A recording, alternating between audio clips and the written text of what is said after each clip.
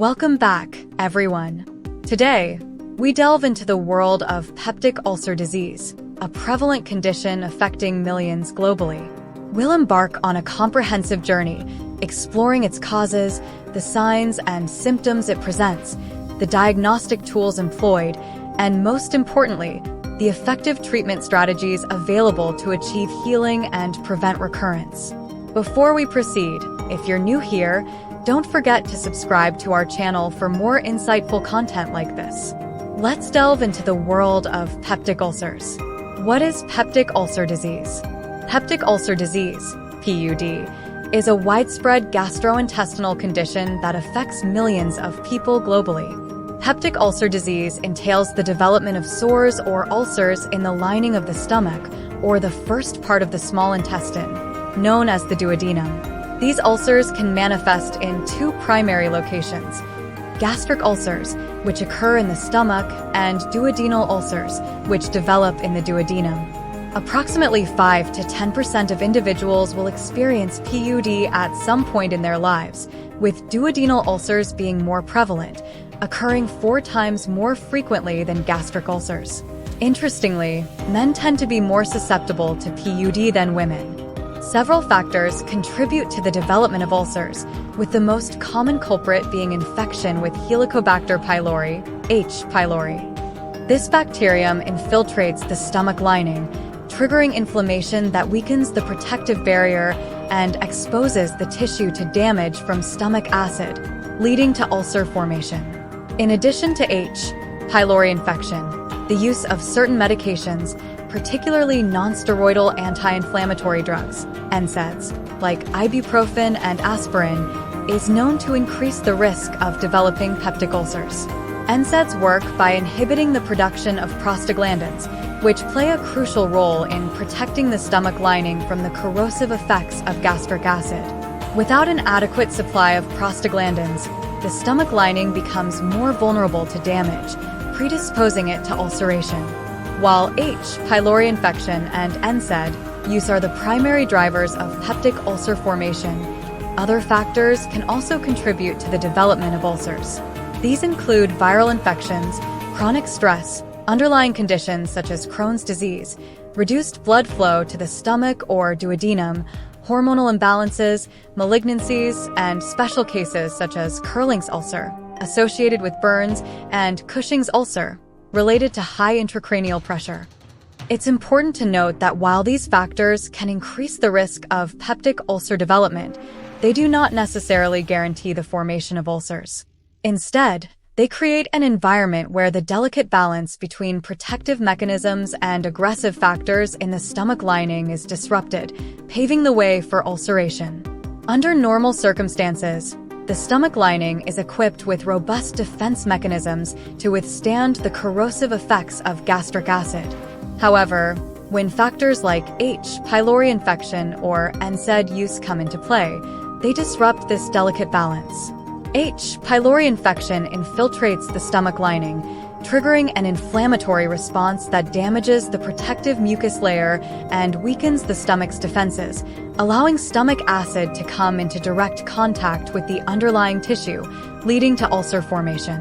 NSAIDs work by inhibiting the production of prostaglandins. Without adequate prostaglandin levels, the stomach lining loses its protective mechanisms, becoming more susceptible to damage from stomach acid and increasing the risk of ulceration.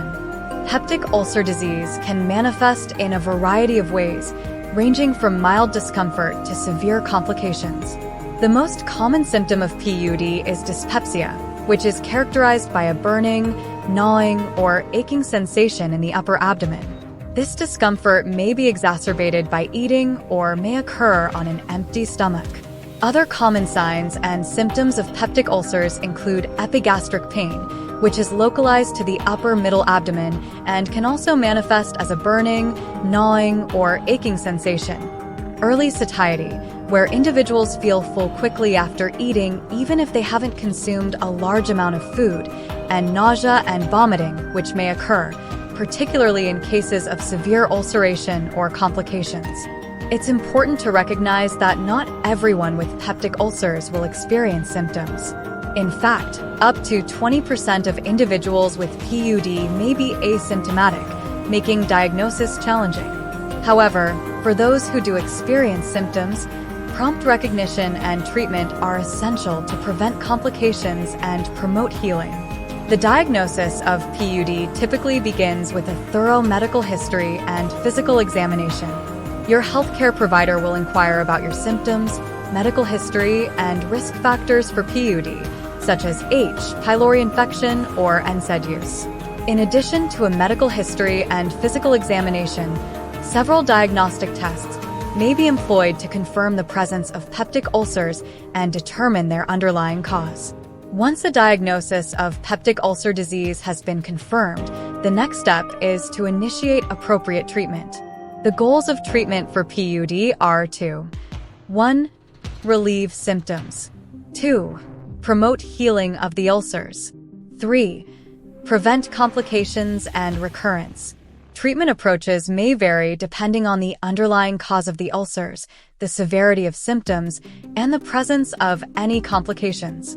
Here's a breakdown of some common treatment strategies. 1. Eradication of H. pylori. For individuals with H. pylori-associated ulcers, the primary treatment strategy is eradication of the bacteria. This is typically achieved through a combination of antibiotics and acid-suppressing medications. 2. Acid-suppressing medications. Proton pump inhibitors, PPIs, are a class of medications that work by blocking the enzyme responsible for producing stomach acid, thereby reducing acid secretion and promoting ulcer healing. PPIs are considered the cornerstone of ulcer therapy and are often prescribed for 4 to 8 weeks to allow for adequate healing of the ulcers. 3. H2 receptor antagonists. These medications work by reducing stomach acid production to a lesser extent than PPIs. While not as potent as PPIs, H2 receptor antagonists may be used as an alternative in some cases, particularly for individuals who cannot tolerate PPIs. 4. Cytoprotective agents. Medications like sucralfate can help protect the ulcer crater from the damaging effects of stomach acid and promote healing. In addition to medications, lifestyle modifications can play a crucial role in managing peptic ulcer disease and preventing recurrence. These modifications may include 1. Dietary adjustments. Avoiding spicy foods, acidic foods, and excessive caffeine may help reduce irritation to the stomach lining and promote healing. 2. Smoking cessation. Smoking weakens the stomach lining and increases the risk of ulcer complications. Quitting smoking is highly recommended for individuals with PUD. 3. Alcohol moderation. Excessive alcohol consumption can irritate the stomach lining and hinder ulcer healing. Limiting alcohol intake is beneficial for ulcer management. 4. Stress management. Chronic stress can exacerbate ulcer symptoms. Exploring relaxation techniques like yoga, meditation, or deep breathing exercises can be helpful in managing stress effectively. The prognosis for peptic ulcer disease is generally good with prompt diagnosis and adherence to treatment plans. Most ulcers heal within a few weeks or months with appropriate therapy. However, peptic ulcers can recur, particularly if the underlying cause, such as H. pylori infection, is not effectively addressed. Peptic ulcer disease can be a disruptive condition. However, with proper diagnosis, effective treatment, and a commitment to healthy lifestyle choices, most individuals with peptic ulcers can achieve complete healing and prevent future occurrences. Remember, open communication with your doctor is vital throughout the process.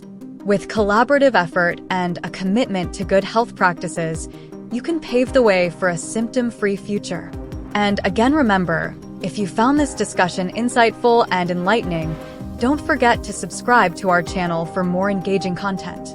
Your support helps us continue to unravel the mysteries of human relationships and emotions, one episode at a time. So hit that subscribe button now and join us on this journey of discovery and growth.